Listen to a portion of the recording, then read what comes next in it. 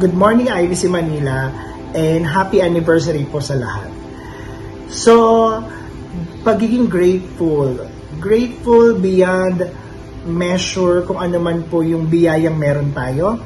Grateful kasi patuloy niya pong inaalagaan ng bawat isa. So siguro as an OFW, especially here in Maldives, and at the same time under a Muslim religion, yung within the community, ang challenging kasi is like how you are going to show up to make sure na dapat lagi ka pa rin within your vicinity of ng pagiging Christian. Siguro, isa sa mga challenging doon is yung to show up how you be a true Christian plus how you exercise it. Okay?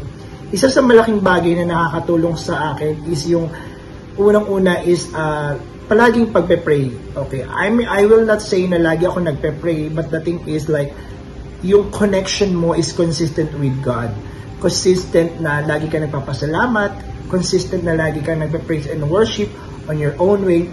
And yung prayers ng bawat isa, especially ng family ko. I'm so grateful na yung buong family ko is patuloy na lumalakad sa gawain, patuloy na nakikiisa sa bawat mga aktibidades sa church namin. And I do hope one day na again na kapag nagbakasyon is makasama ako dyan. So again, maraming salamat po IBC Manila, and I hope you're having a good time celebrating our anniversary of our church.